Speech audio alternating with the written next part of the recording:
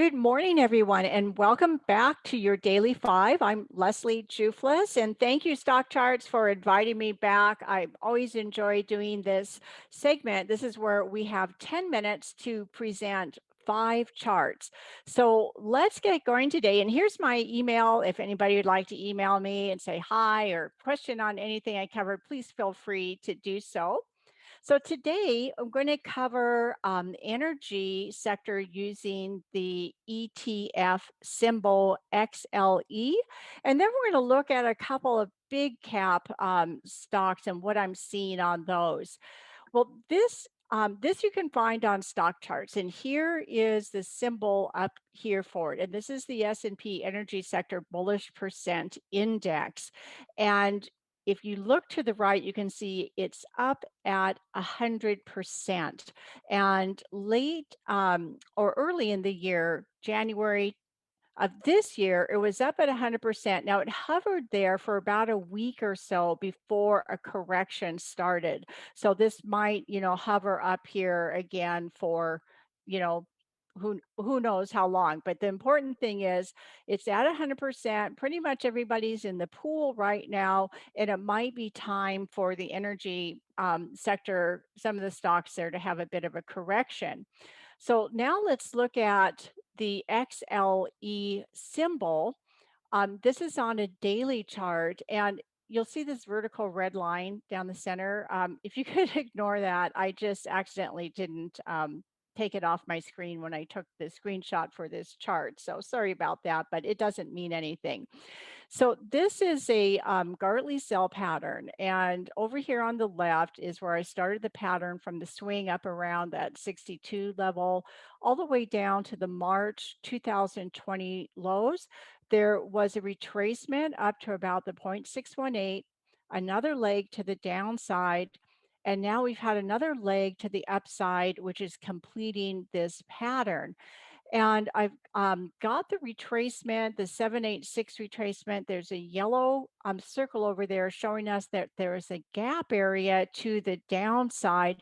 And those can be resistance points when the price comes back up around that area. So we're sitting right around just below this 53.85, which is just about where the price got to yesterday, which is when I took this screenshot. If it moves up a little bit higher, you'll notice that up around this 0.886 retracement, there's this 1.27. And what that means is that this second leg to the upside is a little bit longer by 27% of the first leg. This one here, the low to the high, these are about equal right now, but if that extends further, that's going to be at that 1.27 Fibonacci extension ratio. But here I'm already starting to see some signs that we may start to see a turn to the downside in some of these stocks. First, we've got the RSI up here, just up about the 75% level. Yesterday, it was just a bit lower than that previous peak. The MACD down here is currently showing a bit of a negative divergence. So this is what I'm seeing on the XLE right now. So we could see a retracement back down to where this yellow circle is around the 44 level. That would be from the low in February to the high. That would be about a 50% retracement. And then if we use the retracement from the low of October, November 2020 down to there, that's about a 382. So we have some kind of confluence going on in that area.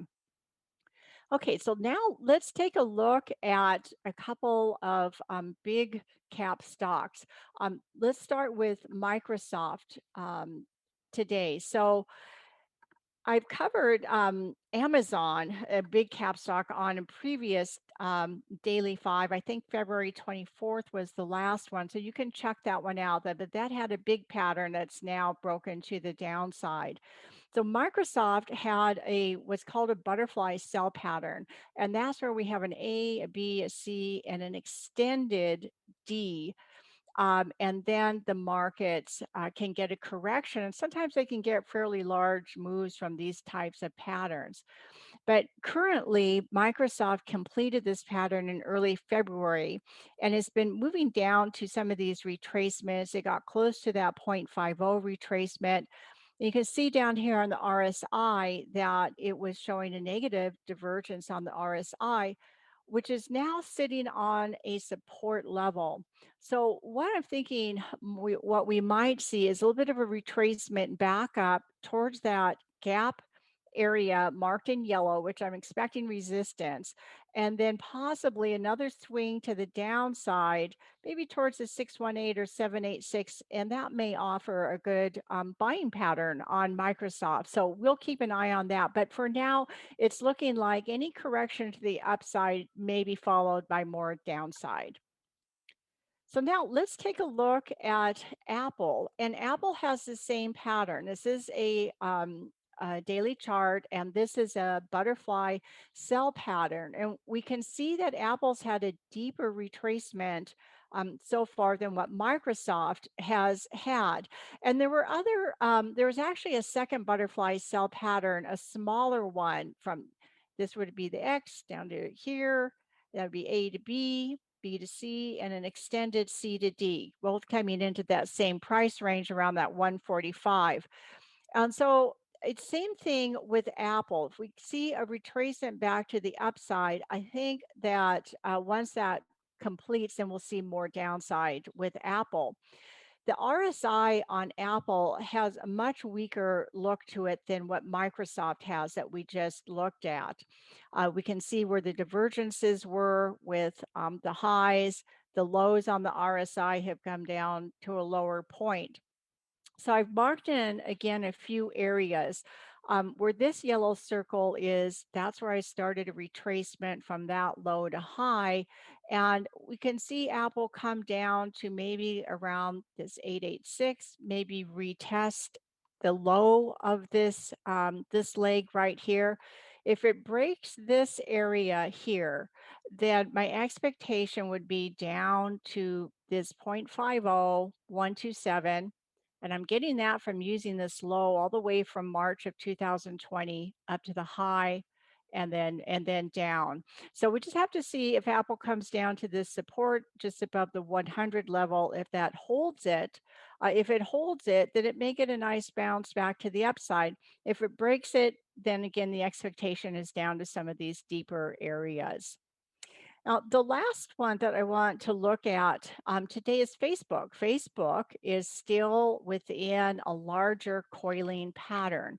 And Facebook made this high last August and it's been forming this coiling pattern. Now, the pink line is marking just about the center of that pattern.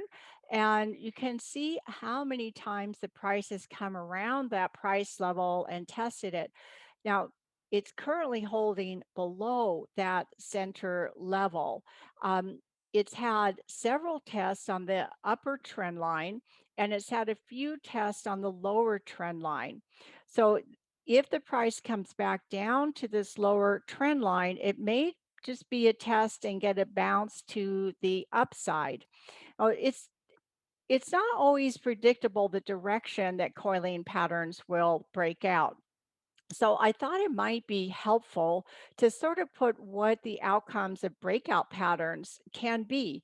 I know we all like to think, oh, we'll catch the breakout and it just will keep going, going, going forever. But that's not always the case. There's really kind of a high percentage of times that there's false breakouts on these types of patterns.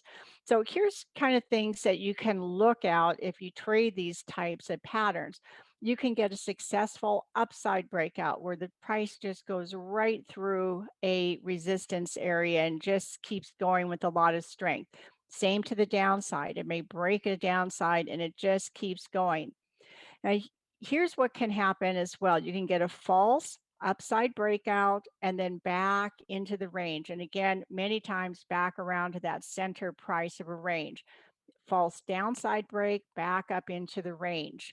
Then here's where you can get some really powerful moves. You can get a false breakout, say to the upside, comes back all the way through and then breaks the other end of the pattern, those can be some of the most powerful moves. Same thing on the downside. It can get a false move to the downside, turn, and then come back through the upper end of the pattern, and that can be a very powerful move.